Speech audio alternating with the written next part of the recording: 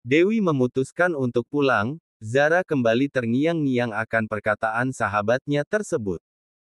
Sebenarnya perkataan Dewi itu ada benarnya, hanya saja.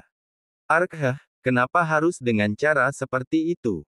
Melakukannya saja aku masih trauma. Ucapnya bermonolog. Kali ini Zara terlihat seperti wanita yang sedang kebingungan, ia terus saja mondar-mandir di dalam kamar tidurnya. Kemudian langkahnya tertuju kepada lemari pakaian miliknya, dilihatnya baju transparan yang dipenuhi jaring ikan. Ya ampun, masa iya aku harus memakai pakaian seperti ini saat aku tidur dengan Mas Saga? Harga diriku rasanya jatuh seketika, tapi, lupakan harga diri, ini semua demi keutuhan rumah tanggaku, karena aku masih membutuhkan Mas Saga. Ucapnya bermonolog. Lalu Zara meraih pakaian tersebut dan menaruhnya di dalam lemari kecil kamar mandi. Sekitar pukul 9 malam, akhirnya Saga tiba di rumah. Zara terpaksa menyambut suaminya meski dalam keadaan saling diam. Saat keduanya saling bertemu, Zara hanya mencium punggung tangan suaminya secara takzim. Kali ini tidak ada sapaan ataupun obrolan sama sekali di antara keduanya, malah suasananya mendadak menjadi hening. Nyonya Jelita sempat memergoki anak dan juga menantunya yang menurutnya bersikap tidak seperti biasanya. Ada apa dengan mereka berdua? Kenapa mereka terlihat seperti orang yang sedang bermusuhan?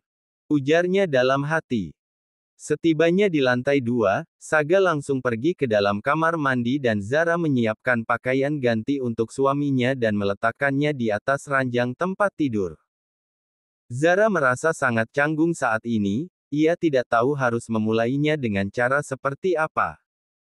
Kini dirinya memutuskan untuk duduk di kursi sofa sambil memainkan benda pipih miliknya. Setelah 30 menit, Saga keluar dari dalam kamar mandi, lalu mengenakan pakaian yang sudah disediakan oleh Zara barusan. Kali ini Zara hanya bisa melirik ke arah suaminya yang sedang menyisir rambutnya di depan pantulan cermin. Saga sendiri rasanya tidak tega bersikap dingin seperti ini terhadap Zara, tapi ini semua merupakan salah satu rencananya, agar bisa menaklukkan sang istri yang menurutnya sangat keras kepala.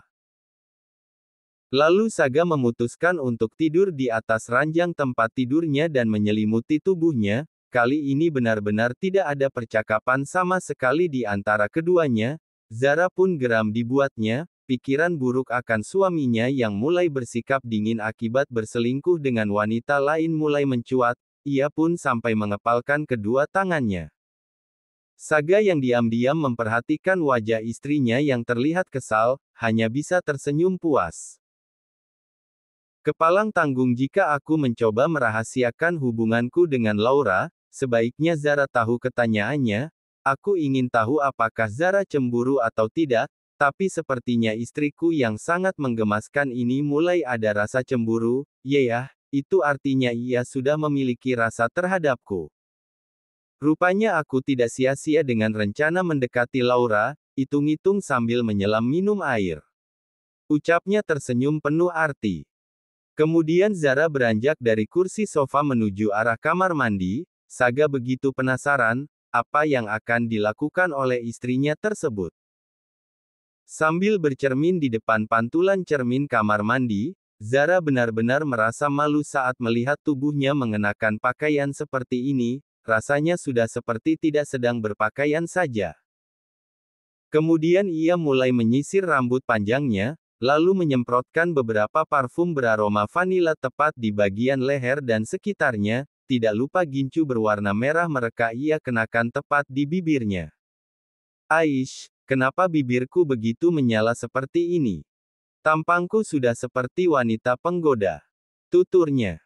Kemudian Zara mulai menghela nafasnya sejenak agar bisa jauh lebih tenang. Akhirnya dengan penuh keberanian dan tidak peduli lagi tentang harga diri, Zara membuka handle pintu kamar mandi. Sambil berjalan berlenggak-lenggok, ia mencoba melangkahkan kedua kakinya menuju arah ranjang tempat tidur. Kali ini Zara memberanikan diri duduk di samping suaminya, yang saat ini posisinya membelakanginya.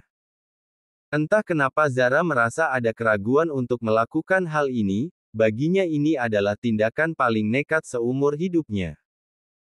Hingga pada akhirnya ia kembali beranjak dari atas ranjang tempat tidur, dan berencana untuk mengurungkannya, namun seketika Saga membalikkan tubuhnya dan meraih tangan istrinya, hingga akhirnya Zara terjatuh di atas tubuhnya. Dak, dik, duk. Debaran jantung di antara keduanya berdegup cukup kencang, serta wajah merona yang tidak bisa mereka sembunyikan. Saga sempat terkejut saat mendapati istrinya yang sangat berbeda, kali ini Zara sudah terlihat seperti wanita lain di matanya, yakni wanita seksi dan mengirakkan dan tentunya sangat disayangkan jika harus disia-siakan begitu saja. "Kenapa malam ini kau begitu menggodaku sayang?" Tanyanya masih dengan posisi Zara berada di atas tubuhnya, kini kedua tangannya berusaha mengunci tubuh Zara, yakni dengan melilitkannya tepat di area pinggang. Zara sempat memalingkan wajahnya, kali ini ia benar-benar merasa sangat malu. Sebaiknya aku mengganti pakaianku mas, aku tidak nyaman menggunakannya. Jawabnya berusaha melepaskan tubuhnya. Sudah terlambat sayang, kau sudah membangunkan semuanya, jadi malah bertanggung jawab tidak ingin melihatku bersama wanita lain, maka, begitupun dengan Zara, ia hanya mengangguk patuh.